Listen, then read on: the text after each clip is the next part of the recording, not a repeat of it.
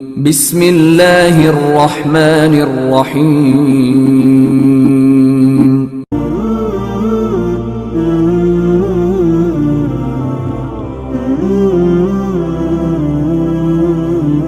صل على محمد وآله ألف ألف مرة. اللهم صل على محمد وآله ألف ألف مرة. محترم معزز سامعین کرام، بزرگان دین، ایک مرتبہ دل کی گہرائیوں کے ساتھ درود پاک پڑھ لیں. اللهم صل على سيدنا محمد وعلى آل سيدنا محمد وبارك وسلم. معزز سامعین کرام، اللہ تبارک و تعالیٰ نے ایک ضابطہ دنیا کے نظام کو چلانے کے لیے بنایا ہے اور تمام مخلوقات کو اس ضابطے کا مکلف بنایا ہے. قرآن میں بھی اس کی جگہ جگہ وضاحت فرمائی گئی ہے. ضابطہ کیا ہے؟ انسان کا مقصد زندگی، دنیا میں آنے کا کیا مقصد ہے؟ اللہ نے انسان کو دنیا میں کیوں بھیجا ہے؟ بعض لوگوں کے ذہنوں میں سوالات بھی ہیں اور اکثر تو اسی کے جواب میں پھرتے رہتے بھی ہیں، مگر وہ جواب کسی اور چیز میں تلاش کرتے ہیں.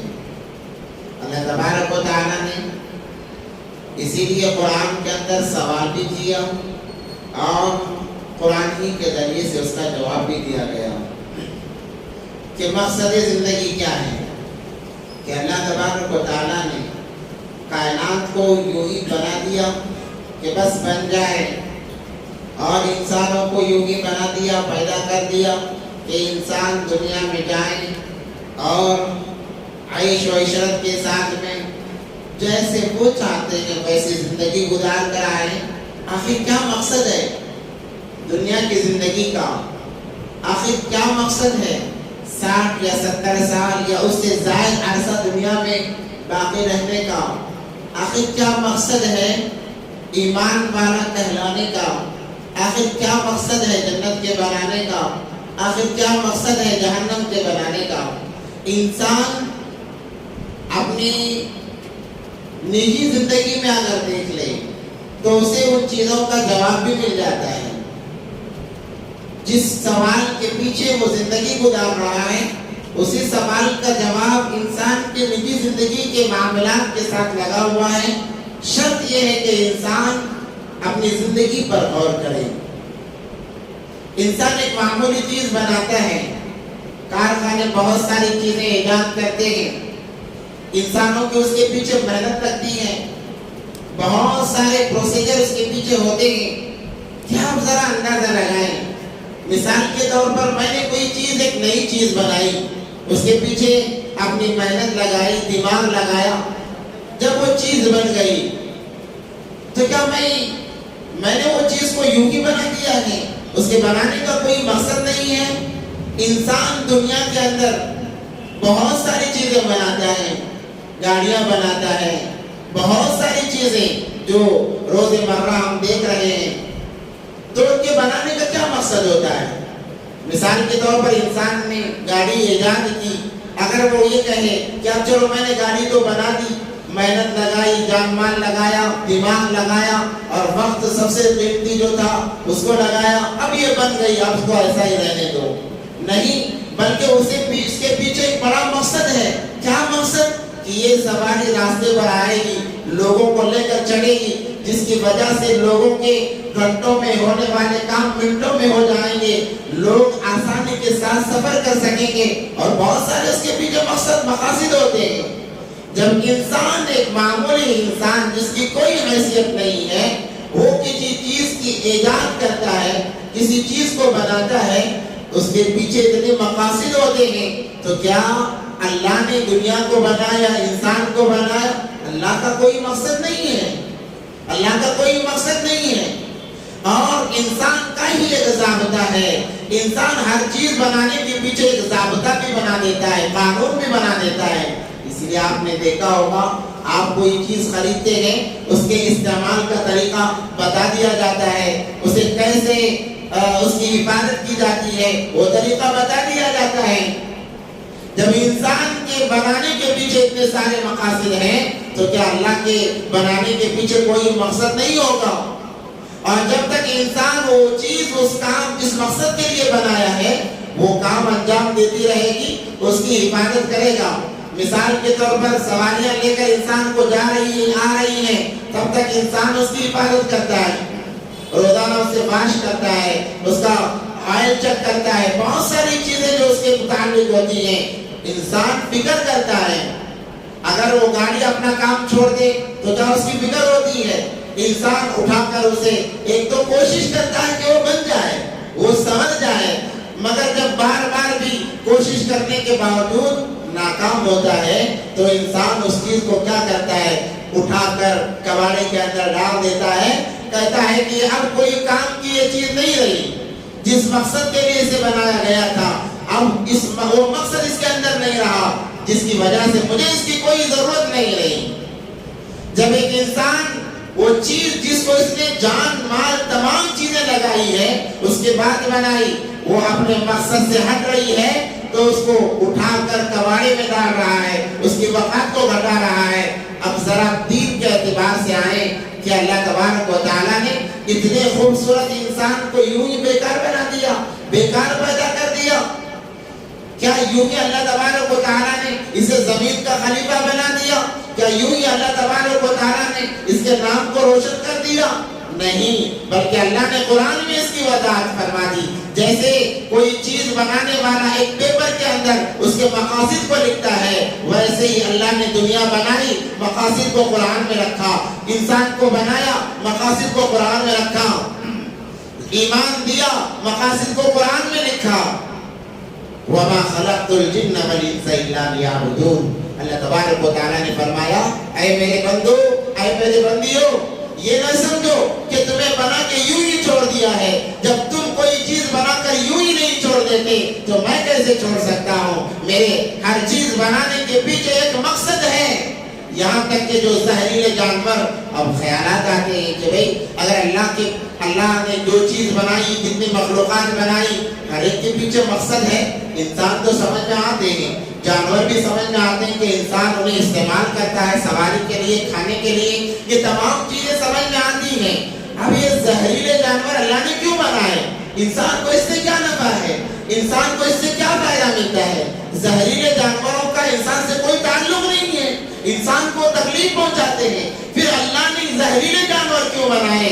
اگر یہ سوال ہمارے دماغوں میں آتا ہے، احادیث مبارکہ کے اندر نبی پاک صلی اللہ علیہ وسلم کے ذریعے سے اللہ نے اس کی بھی وضاحت فرما دی کہ جتنے جانور زہریلے جانور ہیں اللہ نے انہیں اسی لیے بنایا ہے کہ سال میں ایک دفعہ زہریلی ہوا چلتی ہے جو انسانوں کی زندگیوں کو تباہی کا ذریعہ بن سکتی ہے۔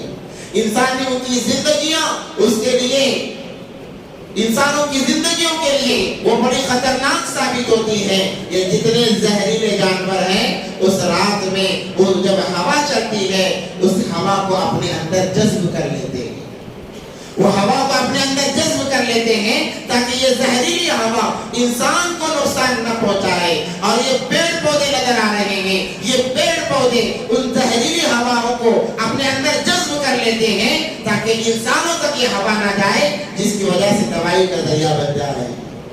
تو اندازہ لگائیں کہ اللہ نے کوئی چیز بیکار پیدا نہیں کی۔ جب یہ معمولی چیزیں بیکار پیدا نہیں کی گئی ہیں تو انسان کیسے بیکار پیدا کیا جا سکتا ہے؟ وہ بھی اتنا بہترین، اتنا خوبصورت انسان کیسے بیکار بنایا جا سکتا ہے؟ تو اس کے بنانے کا کیا مقصد ہے؟ اللہ نے اگلی آیت میں فرمایا، سب سے پہلے تو اللہ نے سوالیہ انداز اَفَحَسِبْتُمْ أَنَّمَا خَلَقْنَاكُمْ عَبَثًا کہا، کیا تمہاری یہ سوچ ہے، یہ گمان ہے کہ تمہیں یوں ہی بنا کر چھوڑ دیا گیا؟ اب جواب کا انداز یہ ہے کہ نہیں، وَمَا خَلَقْتُ الْجِنَّ وَالْإِنسَ إِلَّا لِيَعْبُدُونِ، نہیں بلکہ تمہارے پیدا کرنے کا اور جنات کے پیدا کرنے کا مقصد صرف ایک ہے، وہ ہے بس اللہ کی رضا مندی، اللہ کی اطاعت، اللہ کی بڑائی بیان کرتا رہے انسان، اللہ نے اسی لیے انسان کو بنایا ہے. اسی لیے آدم علیہ السلام کو جب بنایا گیا اللہ نے کام ذمہ نہیں لگایا تھا. اللہ نے کام ذمہ نہیں لگایا تھا. بس کیا کرنا تھا؟ اللہ کی تسبیح کرنا, اللہ کی تکبیر کرنا اور مزے سے کھاتے پیتے رہنا. ہاں جب ان سے غلطی سرزد ہوئی, جب ان سے خطا ہوئی, اللہ نے کہا یہ خطا ہی کی وجہ سے اب تمہیں اپنے پیٹ کی ذمہ داری خود نبھانی پڑے گی. اللہ نے کام لگا دیے اور کہا صرف پیٹ کے چکر میں نہ رہنا بلکہ پیٹ کی ضرورتوں کو پورے کرتے ہوئے مجھے بھی تمہیں یاد کرنا ہے, مجھے بھی تمہیں راضی کرنا ہے. اب کام بڑھ گیا غلطی کی وجہ سے, ورنہ تو انسان کے ذمہ کام نہیں تھا. جنت میں کہاں کام تھا؟ میرے بھائیو, جب انسان مقصد زندگی سے ہٹ جاتا ہے تو اللہ بھی اسے مہلت دیتے ہیں, اللہ بھی اسے موقع دیتے ہیں. جیسے ہم اپنی بنائی ہوئی چیز کو, خریدی ہوئی چیز کو موقع دیتے ہیں. موبائل خریدا, جب خراب ہو گیا, کال آنا بند ہو گئے, ہم اسے کوشش کرتے ہیں کہ بچ جائے, کوشش کرتے ہیں کہ دوبارہ اپنے اصلی حالت پر آ جائے, اپنے مقصد پر آ جائے. جب وہ اپنے مقصد پر نہیں آتا, لاکھ کوشش کرنے کے باوجود جس مقصد کے لیے اسے خریدا گیا ہے اس مقصد پہ وہ نہیں اترتا, تو چاہے جتنا بھی قیمتی ہو اسے لے جا کر پھینک دیا جاتا ہے. مگر اللہ نے انسانوں کے ساتھ یہ معاملہ نہیں کیا, بلکہ اللہ فرماتے ہیں میں آخر لمحوں تک اس کا انتظار کروں گا تاکہ وہ آئے اور کہے اللہ اب میں نے بہت تیری نافرمانی کر لی ہے, اب مجھے معاف کر دے, اب میں آیا ہوں. اللہ فرماتے ہیں موت سے ایک سیکنڈ پہلے بھی انسان اگر سچی اور پکی توبہ کر لیتا ہے اللہ کو گرا نہیں گزرتا, اللہ کو خوشی ہوتی ہے کہ چلو اب تو آیا ہے. اسی لیے تو اللہ تبارک و تعالیٰ بہانے جوڑتے ہیں ایمان والوں کی بخشش کے. اللہ بہانے جوڑتے ہیں کہ میں کیسے مغفرت کروں. انہی بہانوں میں سے ایک بہانہ اللہ تبارک و تعالیٰ نے فرمایا کہ میں اپنے بندوں کی ہدایت کے لیے میں نے رمضان المبارک کا مہینہ عطا کیا, جس کا آج یہ آخری جمعہ ہے, جسے اکثر لوگ الوداعی جمعہ کہتے ہیں. انسان اپنی باتوں کے حساب سے بدلتے رہتا ہے. انسان کی فطرت میں ٹھہراؤ نہیں ہے. انسان جب تک اپنی فطرت میں ٹھہراؤ نہیں لاتا وہ کسی کام کا نہیں رہتا. مثال کے طور پر الوداعی جمعہ کہہ دیا, اب رمضان کا الوداعی جمعہ ہے, گویا یہ رمضان کو ودا نہیں کر رہا بلکہ اپنے زندگی کے سارے اعمال کو ودا کر رہا ہے کہ رمضان ودا ہو رہا ہے, جا رہا ہے. اب ہمیں اور روزوں کی کوئی ضرورت نہیں, اب ہمیں فرائض کی کوئی ضرورت نہیں, اب ہمیں زکات کی کوئی ضرورت نہیں, اب ہمیں نوافل کی کوئی ضرورت نہیں, کیونکہ ودا کر رہا ہے, رمضان کو ودا کر رہا ہے. اس لیے زبانوں پر چڑھ گیا ہے کہ الوداعی جمعہ ہے, آخری جمعہ ہے, الوداعی جمعہ ہے, چلو جمعے کی نماز پڑھ کے ودا کر دیتے ہیں. اور ہوتا بھی ایسے ہی ہے کہ جب آخری جمعے کو الوداع کہہ دیا بس عید کی نماز ہی بڑے شوق سے پڑھی جاتی ہے, اس کے بعد میں الامان الحفیظ, اس کے بعد میں کسی کو کوئی نمازوں کی پرواہ نہیں کرتی الا ماشاءاللہ چند لوگوں کے علاوہ. ہم نے یہ سوچا کہ رمضان شروع ہوا اس کا پہلا جمعہ مقدس ہے, رمضان ختم ہوا اس کا آخری جمعہ مقدس ہے, بس اس کے بعد میں کوئی جمعہ مقدس نہیں بلکہ کوئی نماز مقدس نہیں ہوئی. کیا یہی زندگی ہے؟ رمضان آیا برکتوں کے ساتھ میں, رحمتوں کے ساتھ میں, ایک فرض پر 70 لکھے گئے, ایک نفل پر فرض کا ثواب لکھا گیا, ایک پر 70 درجے بنا دیے گئے. یہ اپنی برکتوں کے ساتھ میں آیا. یہ الوداع بن کر جانے کے لیے نہیں آیا بلکہ یہ اعمال جو ہم نے سارا مہینہ کیا ہے وہ اعمال ہم سارا سال کرتے رہے. اس لیے رمضان آیا تھا کہ سال کے 11 مہینے روزوں کی ترتیب باقی رہے. سنت ہے پیر اور جمعرات کا روزہ رکھنا, سنت ہے چاند کے تاریخ کے اعتبار سے 13, 14, 15 تاریخ کو روزہ رکھنا. یہ تعلق باقی رہے, تعلق کٹے نہیں. جیسے رمضان المبارک کے مہینے کے اندر نماز کی پابندی ہوا کرتی, جماعت کی پابندی ہوا کرتی, اور مہینوں میں بھی جماعت کی پابندی ہو. رمضان تو یہ ہمیں سبق دے کے جا رہا ہے. ہم کہتے ہیں رمضان مہمان ہے, رمضان مہمان نہیں. اگر دنیا باقی رہے انشاءاللہ 100% یقین ہے کہ اگلا سال پھر دوبارہ رمضان آئے گا. ہم مہمان ہیں, ہمارا کوئی اعتبار نہیں. رمضان تو آ جائے گا مگر ہم رہیں گے نہیں رہیں گے پتہ نہیں ہے. ہم کہتے ہیں رمضان مہمان ہے. رمضان مہمان نہیں، مہمان تو ہم ہیں. کوئی زندگی کا کوئی بھروسہ نہیں ہے. ہاں اس جمعے کو الوداعی جمعہ بنانا ہے حسرتوں کے ساتھ میں کہ یا اللہ اتنا مقدس تو نے مہینہ دیا، جیسے نماز پڑھنا تھا ہم نہیں پڑھ سکے، جیسے تجھے راضی کرنا تھا ہم نہیں کہہ سکے. یا اللہ یہ رمضان کا مہینہ ختم ہو رہا ہے، دل میں حسرت ہو، ہمارا دل روئے، خون کے آنسو روئے کہ یا اللہ مغفرت کا تو نے اتنا بہترین سیزن ہمیں دیا تھا، یا اللہ اس کو بھی ہم نے ضائع کر دیا ہے. ایسا یہ مہینہ تھا کہ اللہ ہر ایرے غیرے کی بلکہ جہنمیوں کی اللہ تبارک و تعالیٰ ہر روز لاکھوں کی تعداد میں جو جہنم میں چل رہے ہیں ان کو نکال کر جنت کا مستحق بنا رہا ہے، اور ہم اسی مہینے میں یا اللہ جہنم کی خریداری کرتے رہے. یہ حسرت دل میں ہو، ان حسرتوں کے ساتھ جمعے کو ودا کریں، رمضان کو ودا کریں، تب دیکھیں اللہ ہماری ان حسرتوں کے ذریعے سے ہمیں اعمال پر باقی رہیں گے، ہمیں اعمال پر جمائے رکھیں گے.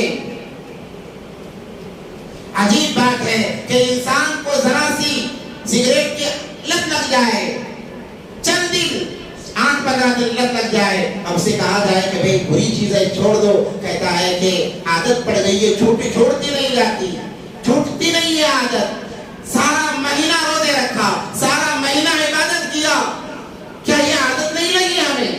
نمازوں کی عادت نہیں لگی، روزوں کی عادت نہیں لگی، صدقہ خیرات کرنے کی عادت نہیں لگی. وہاں 8-15 دن ہم نے برائی کو اپنا لیا، ہم کہتے ہیں کہ لت لگ گئی ہے، عادت پڑ گئی ہے، اب چھوڑتی نہیں. سارا مہینہ اعمال ہم کرتے رہے، جیسے ہی مہینہ ختم ہو گیا کہتے ہیں کہ عادت نہیں ہے، نمازوں کی عادت نہیں، روزوں کی عادت نہیں، صدقہ خیرات کرنے کی عادت نہیں. یہ کیسے ہماری زندگی ہے؟ یہ کیسے ہماری زندگی؟ ہمیں سوچنا چاہیے کہ یہ رمضان ہمیں سبق دے رہا ہے کہ مسلمانوں تمہارے پاس اب بھی چند لمحے باقی ہیں تاکہ اللہ کو منا لو اور اپنی مغفرت کرا لو، اپنی توبہ قبول کروا لو. چند لمحے ابھی بھی باقی ہیں، ان لمحوں کو ہم غنیمت سمجھیں. مگر دیکھنے میں آتا ہے کہ ہمارا مسلمان جو ایام قربت کے ہوتے ہیں وہ ایام دنیا کے حوالے کر دیتا ہے. تاخراتیں گزر گئی، تاخراتوں سے بھی ایک بہترین رات جسے کہتے ہیں لیلۃ الجائزہ، اللہ تبارک و تعالیٰ اس رات میں بھی فرشتوں کو بھیجتے ہیں آسمان سے کہ فرشتوں جاؤ دیکھو میرے بندے سارا مہینہ تو کام کرتے رہے.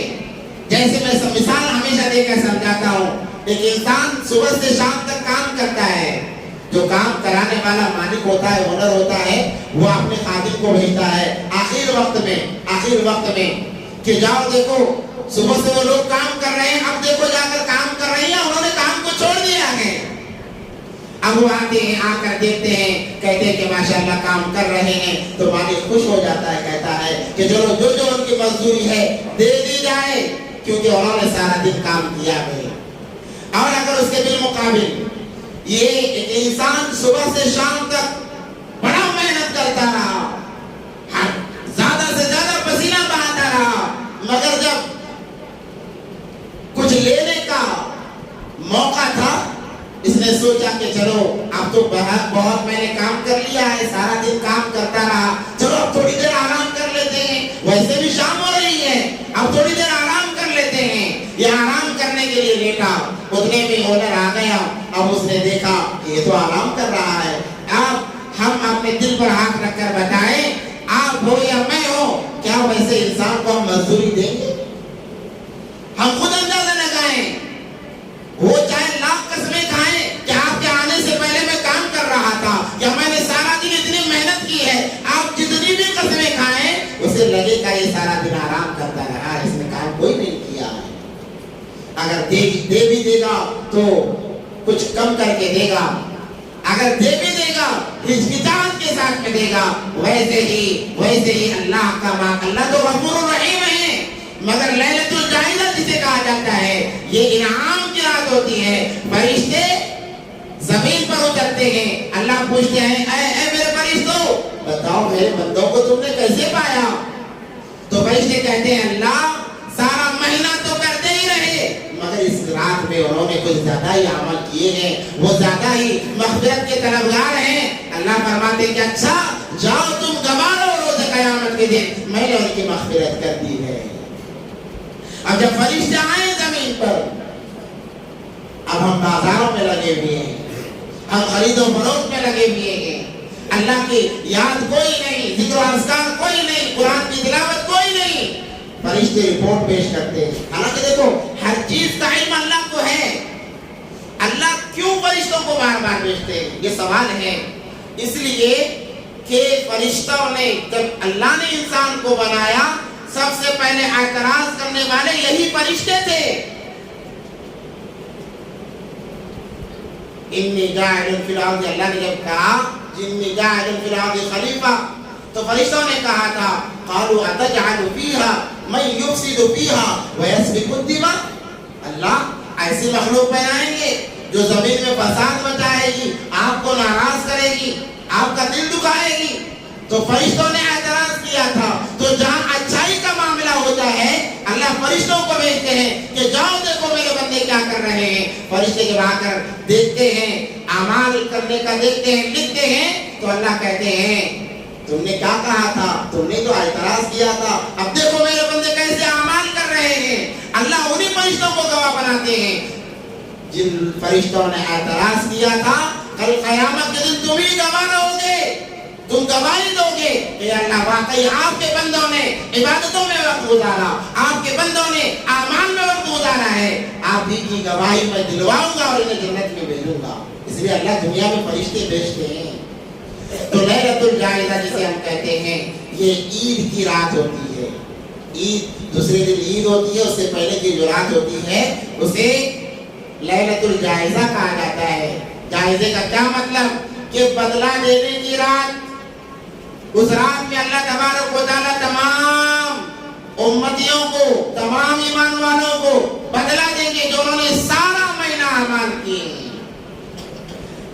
ہر روز وہ اعمال جو ملتے تھے وہ الگ ہیں, مگر لیلۃ الجائزہ کا جو وقت ہوتا ہے وہ زیادتی کا ہوتا ہے, وہ زیادتی کا ہوتا ہے. اس لیے اس رات کو ہم غنیمت سمجھیں اور اپنا زیادہ سے زیادہ وقت اللہ کی یاد میں لگائیں. اور کیونکہ رمضان جو اس رات سے پہلے جدا ہم سے ہو جاتا ہے, جب یہ رمضان ہم سے جدا ہو یہ مہینہ بھی گواہی دے یا اللہ میں جب اس سے جدا ہو رہا تھا یا اللہ میں نے اس کو عبادتوں میں چھوڑا تھا, جب میں نے اسے پایا ہے تو میں نے اسے عبادتوں میں پایا ہے. اللہ جس کی مغفرت فرما. لمحہ لمحہ اللہ کے دربار میں گواہی دیتا ہے. تو اس لیے یہ آخری ایام ہیں, بلکہ آخری لمحات ہیں. ان لمحات میں ہم سب سے پہلے تو غور کریں کہ ہم نے سارا مہینہ کیا کمایا اور کیا کھویا ہے. اگر کمایا کچھ نہیں دین کے اعتبار سے افسوس کریں, اللہ سے توبہ کریں. اگر کمایا ہے اللہ کا احسان مانیں, شکر بجا لائیں. لئن شکرتم لازیدنکم, آپ شکر کرو گے اللہ مزید دے گا اور اعمال پر آپ کو کھڑا کرے گا. اور جیسے سارا مہینہ ہم برائیوں سے بچتے رہے, بدعتواریوں سے بچتے رہے, رمضان کے بعد 11 مہینے اسی چیز کو ہم فالو کریں. مگر دیکھنے میں آتا ہے ہمارا نوجوان جیسے عید کی نماز ہو جاتی ہے, جو کچھ اعمال گنے چنے اعمال رمضان کے مہینے میں کیے تھے جان کے ذریعے مال کے ذریعے سے ان کو بیچ دیتا ہے, بلکہ ان کو برباد کر دیتا ہے. بہت سارے نوجوان عید کی نماز ہوتے ہی تھیٹروں کا رخ کرتے ہیں, جو کہ سب سے بڑی نحوست ہے, سب سے بڑی نحوست ہے. مشکل سے کچھ احاطہ آیا تھا, زیادہ نہیں ذرا تو آیا تھا, مگر ہم نے رمضان ہوتے ہی اس کو بھی ضائع کر دیا. ایسا نہ ہو. تو جو اعمال ہم رمضان میں کر رہے تھے, روزے کی حالت میں جو اعمال کر رہے تھے, 11 مہینے ہم یہ سوچیں کہ ہم روزے کی حالت میں ہیں, ہماری زبان سے کسی کو تکلیف نہ پہنچے, ہمارے ہاتھ سے کسی کو تکلیف نہ پہنچے. رمضان کے مہینے میں ہر کوئی یہ سوچتا ہے کہ میرا رزق حلال ہو, میرا رزق حلال ہو، رمضان کا مہینہ ہے، میں جھوٹ نہ بولوں۔ جتنا بھی بے دین انسان ہوگا رمضان کے مہینے میں یہ خیالات آتے ہیں کہ اب جھوٹ نہیں بولوں گا، کاروبار کروں گا مگر جھوٹ کے بغیر کروں گا، کاروبار کروں گا مگر دھوکہ دیے بغیر کروں گا۔ یہی ہماری نیت غیر رمضان میں بھی ہو کہ اس کے بعد ہم نے ایک مرتبہ یہ طے کر لیا بغیر جھوٹ کے کاروبار کریں گے، بغیر رمضان کے گزر جانے کے بعد میں بھی ہمارا جو کاروبار ہوگا وہ جھوٹ کے بغیر ہوگا، دھوکے کے بغیر ہمارا کاروبار ہوگا۔ یہ نہیں کہ رمضان ختم ہو گیا اب چلو جیسے چاہے کریں، ایسا نہیں، بلکہ رمضان کے بعد بھی ہماری زبان سے جھوٹ نہ نکلے، دھوکہ دہی کہ ہمارے ہاتھوں سے کام نہ ہو، اللہ کو ناراض کرنے والے ہمارے کام نہ ہو، نمازوں کو چھوڑ کر ہم دنیا کے پیچھے نہ پڑیں۔ جیسے رمضان میں اپنے پیٹ کو حرام کے لقموں سے ہم نے بچایا ہے، سال بھر ہمیں اپنے پیٹ کو حرام کے لقموں سے بچانا پڑے گا، سال بھر ہمیں حرام کے لقموں سے اپنے آپ کو بچانا پڑے گا۔ حرام کا ایک لقمہ بلکہ ایک دانہ انسان کو اعمال سے 40 دن دور کر دیتا ہے، 40 دن تک اس کی نحوست باقی رہتی ہے، انسان کو عمل کرنے میں مزہ نہیں آتا۔ جب کھانا ہی حرام کا ہو، حرام کمائی کا ہو، پینا حرام کمائی کا ہو، ہمارے دلوں میں اعمال کی طرف کہاں توجہ آئے گی؟ اب یہ بات بولتے ہی ہمارے ذہنوں میں یہ بات آتی ہے کہ ہم تو حرام نہیں کماتے، پھر کیسے حرام ہو جاتا ہے؟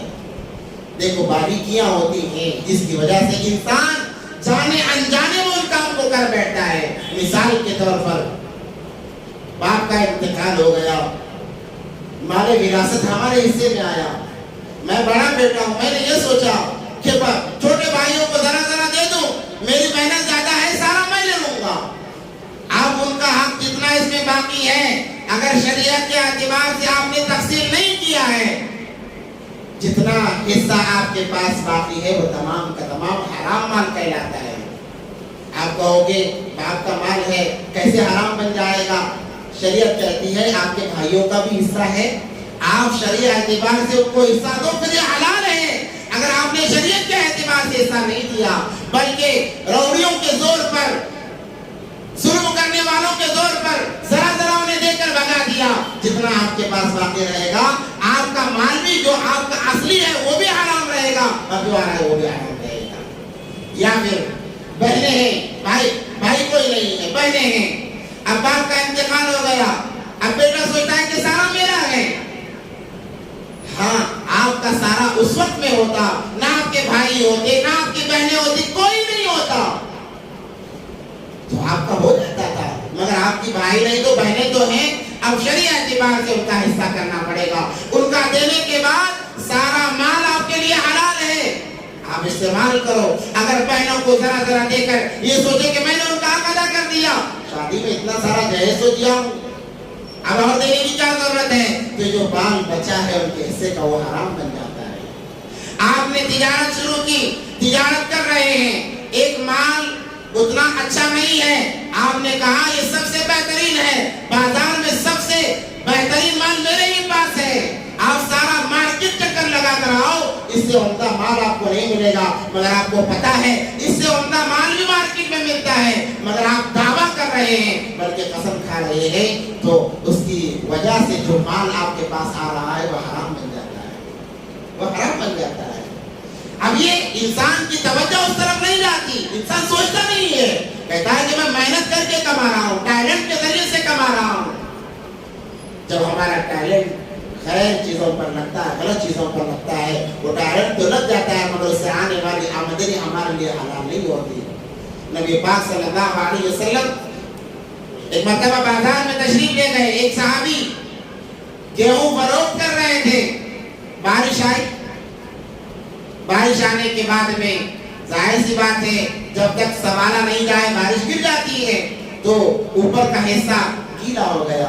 اس صحابی نے یہ کیا کہ ساری گیہوں تو سوکھی ہے، بس اوپر کا حصہ گیلا ہو گیا ہے، تو انہوں نے اس کو خلط ملط کر دیا، جو سوکھی تھی اس کو اوپر کر دیا، جو گیلی تھی اس کو نیچے کر دیا۔ فروخت کر رہے ہیں، نبی پاک صلی اللہ علیہ وسلم جاتے ہوئے ہاتھ ڈال کر دیکھا، گیلی محسوس ہوا، گیلا پن محسوس ہوا، پوچھا یہ کیا ہے؟ کہا کہ بارش آئی تھی، میں نے سوکھا اوپر کر دیا، گیلا نیچے کر دیا۔ نبی پاک صلی اللہ علیہ وسلم نے فرمایا اے فلانے، اس کے ذریعے سے تم نے جتنا کمایا ہے وہ سارا کا سارا حرام ہے۔ کیا اس میں بڑا کام ہوا ہے؟ بس نیچے کا اوپر کیا گیا، اوپر کا نیچے کیا گیا۔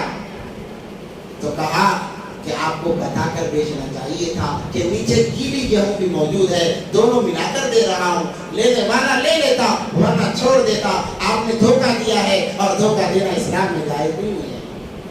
تو غیر محسوس طریقے سے ہمارے مال میں حرام مال شامل ہو جاتا ہے۔ ہمارے کام کی ذمہ داری ہے، میں باری کیوں بتا رہا ہوں، ہمارے کام کی ذمہ داری ہے، 8 گھنٹے کام کرنا ہمارے ذمہ میں ہے۔ ہم نے 7.5 گھنٹے کام کیے، اور ہم نے اونر کو یہ بتایا کہ ہم نے 8 گھنٹہ کام کیا ہے، جو آدھے گھنٹے کا جتنا بھی مال ہے حساب کے اعتبار سے، چاہے 1 روپیہ ہی کیوں نہ ہو، وہ 1 روپیہ اگر ہم نے لے لیا تو ہمارے مال کو، سارے مال کو حرام کر دے گا۔ آپ کو بتا دینا چاہیے کہ ہم نے آدھا گھنٹہ کم کام کیا ہے۔ آپ روزانہ زیادہ کرتے ہیں، ورنہ پہلے یہ معاملات طے کر لیا جائے کہ کبھی میں زیادہ کروں گا، کبھی کم کروں گا۔ ہر کوئی راضی ہو جاتا ہے، کبھی میں زیادہ کروں گا، کبھی کم کروں گا۔ جس دن آپ نے کم کیا، زیادتی وہاں اس کا مقابل بن جائے کہ آپ پر کوئی گناہ نہیں ہوگا۔ اب یہ باریکیاں ہیں جس کی وجہ سے ہم ان کی طرف توجہ نہیں دیتے۔ ہمارے حلال خون پسینے کے مال کے اندر حرام مال شامل ہونا شروع ہو جاتا ہے غیر محسوس طریقے سے، جس کی وجہ سے عبادتوں میں ہمارا دل نہیں لگتا، مساجد میں ہمارا دل نہیں لگتا۔ ہم دھیرے دھیرے مساجد سے، دین سے، بلکہ دین سے دور ہوتے چلے جاتے ہیں۔ تو اس کی فکر کریں۔ یہ رمضان کا مہینہ ہم یہی سبق دے کر جا رہا ہے کہ جیسے ہم نے روزوں کی عبادت کی ہے، جھوٹ سے، دھوکہ بازی سے، چغل خوری سے، ہر برے کام سے جیسے ہم نے روزوں کی عبادت کی ہے، اپنے آپ کی عبادت کی ہے، ویسے یہ سارا سال ہم اپنے آپ کی حفاظت کرتے ہیں۔ یہ ایمان والے کی شان ہے، یہ مسلمان کی علامت ہے، مسلمان کی علامت ہے۔ ہم کچھ نفع کم ہوگا کوئی بات نہیں، اللہ دینے والے ہیں۔ جب ماں کے پیٹ میں تھے اللہ نے کھلایا، جب بچپن میں کم عمری میں تھے اللہ نے کھلایا، جب بیمار اللہ نے کھلایا، تو پھر کیا ہم اگر ذرا کم کما لیں گے اللہ نہیں کھلائے گا؟ اللہ قادر نہیں ہے، اللہ قادر مطلق ہے۔ اس بات کا یقین ہمارے دلوں میں ہو تو یہ اس کو الوداعی مہینہ نہ سمجھے، بلکہ الوداعی جمعہ نہ سمجھے، بلکہ اب ہمارے اس رمضان کے بعد میں اصل زندگی شروع، جیسے مرنے کے بعد اصل زندگی شروع ہوتی ہے، رمضان کے بعد ہماری اصل زندگی شروع ہو رہی ہے کہ دیکھیں ہمارے اعمال میں کیسی تبدیلیاں آتی ہیں۔ کیا ویسے ہی اعمال باقی رہتے ہیں یا پھر ہم سارے عمل کو چھوڑ دیتے ہیں؟ دیکھنے میں تو یہی آتا ہے کہ رمضان ہوتے ہم سارے عملوں کو چھوڑ دیتے ہیں، یہ بہت بری بات ہے۔ اس لیے اس کی فکر کریں کہ سارا مہینہ، سارے سال ہم لگاتار، ہماری کوئی نماز قضا نہ ہو، ہماری کوئی نماز قضا نہ ہو، صدقہ خیرات رمضان کے علاوہ میں بھی دیتے رہیں۔ ہر وہ عمل جو ہم نے رمضان میں کیا ہے یا 11 مہینے، ان عملوں کو ہم باقی رہیں۔ اس کے بعد آپ کو رمضان کا کیسے بے صبری سے انتظار رہتا ہے آپ خود اندازہ لگائیں گے۔ صحابہ 6 مہینے پہلے انتظار کرتے رمضان کا، اور 6 مہینے تک افسوس کرتے کہ رمضان چلا گیا۔ 6 مہینے افسوس میں گزرتے، 6 مہینے انتظار میں گزرتے۔ جب رمضان کو پا لیتے تو سارا مہینہ ایسے عبادتوں میں انہیں لذت آتی کہ بیان کرنا مشکل ہے۔ اس لیے یہ تو کرنے کے کام ہے، اسی کے ساتھ ساتھ ایمان والا ہونے کے ناطے، جیسے میں نے کہا، دھوکہ دینا ہمارا شیوا نہیں ہے۔ مسلمان کبھی دھوکہ نہیں دیتا، ہمیشہ وفاداری کا معاملہ کرتا ہے۔ اب ہمارے سامنے حالات آئیں گے کہ دیکھو کبھی کبھار ایسا ہوتا ہے، حلال 100 روپے ہوتے ہیں، حرام 1000 روپے ہوتے ہیں۔ یہ آزمائش کے لیے ہوتا ہے، آزمائش کے لیے کہ دیکھیں یہ 1000 حرام کی طرف جاتا ہے یا 100 کے حلال کی طرف جاتا ہے۔ اگر ہم نے حرام کی طرف قدم بڑھا لیا، 1000 تو مل جائیں گے مگر 10,000 لے کر جائیں گے، 10,000 لے کر جائیں گے۔ اور اگر ہم نے حلال 100 روپے کی طرف قدم بڑھا دیا، وہ 100 روپے ہمارا 1000 کا کام بلکہ 10,000 کا کام کرائیں گے۔ یہ برکت ہوتی ہے حلال کے پیسوں میں۔ اب ہمارے سامنے حالات آئیں گے، ان حالاتوں میں سب سے بڑی حالات، بلکہ ایک آزمائش سمجھیے، الیکشنز ہمارے سامنے آ رہے ہیں۔ الیکشنز کو ہم نے، بعض لوگوں نے تو کمائی کا ذریعہ بنا لیا، بعض لوگوں نے کہا اس سے ہمارا کوئی تعلق نہیں ہے، بعض لوگ ادھر بھی ہیں ادھر بھی ہیں۔ जब शरीयत का मुताला किया जाता है, अहादीस का मुताला किया जाता है, ये इलेक्शंस का होना यानी किसी को एक बड़ा बनाना, तमाम जिम्मेदारियां उसके हवाले करना, ये तो मेरे प्यारे नबी पाक सल्लल्लाहु अलैहि वसल्लम की सुन्नत है। नबी पाक सल्लल्लाहु अलैहि वसल्लम की सुन्नत है। नबी पाक सल्लल्लाहु अलैहि वसल्लम नबी बनाए नहीं गए थे, अभी नबूवत नहीं मिली थी, बड़ा जलालत का माहौल था, ताजिर जाते लूट लेते, औरतें जाते इज्जतें लूट ली जाती, लोगों को मार दिया जाता, जुल्म की इंतहा हो गई थी। नबी पाक सल्लल्लाहु अलैहि वसल्लम ने जब जायजा लिया तो सबसे पहले हिल्फुल फुजूल के नाम से एक कमेटी तश्कील दी गई, यानी एक मेंबर बनाया गया, एक काउंसलर बनाया गया, एक एमएलए बनाया गया और लोगों को उनके हवाले किया गया। उनका काम क्या था? उनका काम ये था कि कोई किसी गरीब पर जुल्म ना हो, किसी गरीब पर जुल्म ना हो, किसी का माल न लूटा जाए, किसी औरत की इज्जत पर हाथ न डाला जाए। लोग तो ऐसा करते थे कि अगर कोई ताजिर तिजारत के घर से आता, माल छीन लेते, औरतों को ले लेते और बड़ा मजाक किया करते, उससे मजाक किया करते, उससे खेला करते। कभी कोई कहता फलां के पास जाओ, कभी कोई कहता फलां के पास जाओ, उसका मजाक बनाया जाता। तो सबसे पहले हिल्फुल फुजूल के नाम से एक कमेटी तश्कील की गई, बल्कि यूं कहा जाए एरिया का एक काउंसलर मुंतखब किया गया। ये मेरे प्यारे नबी पाक सल्लल्लाहु अलैहि वसल्लम की सुन्नत है। जिम्मेदार जो होता है वो तमाम रियाया का जिम्मेदार होता है, हर एक काम उससे मुंसलिक होते हैं, अब उसे चुनना हमारी जिम्मेदारी होती है। आज मुल्क के हालात आप तमाम जानते हैं, कितने खतरनाक हालात चल रहे हैं। अब वक्त नहीं है उसके मुताबिक बात करने का, बस ये कहता हूँ अपने वोट की हिफाजत करें। आपका एक वोट अगर गलत जगह चला गया, 5 साल तक जितना जुल्म होगा, जितनी ज्यादती होगी, करने वालों के साथ आप भी शरीक रहेंगे। इसलिए अपने वोट को जाया न करें। और ये नहीं कि अगर मैंने डाल दिया, देखो बात लोग ये सोचते हैं, बस बात खत्म कर रहा हूं, बात लोग ये सोचते हैं अगर हमने फलां को डाला वो तो जालिम है, वो दूसरा भी तो कोई कम नहीं है, डाले तो किसे डाले, डाले तो किसे, चलो डालते ही नहीं है। आपने फिर भी हक को जाहिर किया, आपने फिर भी हक को जाहिर किया। एक इंसान मरीज है, कोई डॉक्टर सही नहीं है, कोई डॉक्टर सही नहीं है, हर कोई लुटेरा है, मार देते हैं लोगों को, किडनियां निकाल कर बेच देते हैं। एक डॉक्टर है जो 2 किडनियां निकाल लेता है और एक है जो कहता है कि और दिन जी ले बेचारा, एक किडनी निकाल के छोड़ देता है। आपकी जिंदगी का मसाला है, आप अगर कहो वो तो दोनों निकाल लेता है और वो एक ये निकाल लेता है, चलो इलाज ही नहीं कराएंगे, आप तो मर जाएंगे। आप शरीयत उस वक्त में आप पर लागू होती है, आप पर फर्ज बन जाता है, फर्ज बन जाता है। जो एक निकालता है कम से कम उसके तो पास जाओ और जरा दिन तो जिंदा रहोगे। हर कोई जालिम है, हर कोई जुल्म कर रहा है, मगर जिसने कम जुल्म किया है कम से कम उसके तरफ तो जाएं, ताकि हो सकता है हमारे एक वोट की वजह से उसके दिल के अंदर रहम आ जाए और वो रहम का मामला करने वाला बन जाए। इसलिए इसको बेचे नहीं। जो इंसान इसको बेचता है, अल्लाह तबारक व तआला दुनिया में 3 तरह से उसे अजाब में मुब्तला करता है वोट को। और हम ये ना सोचिए ये कुरान में कहाँ है, मैं कहता हूँ ये कुरान में मौजूद है, हमने देखा नहीं है। कुरान कहता है वला तक्तुमुश शहादा वमन यक्तुमहा फइन्नहु आतिमुल क़ल्बु, अगर आपने गवाही को छुपाया आपने सबसे बड़ा गुनाह किया है। इंशाअल्लाह मौका मिला तो इसके मुताबिक बड़ी तफसील से बात की जाएगी। बस यही कहकर अपनी बात खत्म करता हूँ, जो इंसान अपने वोट को बेच देता है चंद कौड़ियों के लिए, अल्लाह दुनिया में 3 तरीके से अज़ाब में मुब्तला करता है। अल्लाह से दुआ कि अल्लाह तमाम बातों पर अमल की तौफीक अता फरमाए। व आखिर दावाना अल्हम्दुलिल्लाह।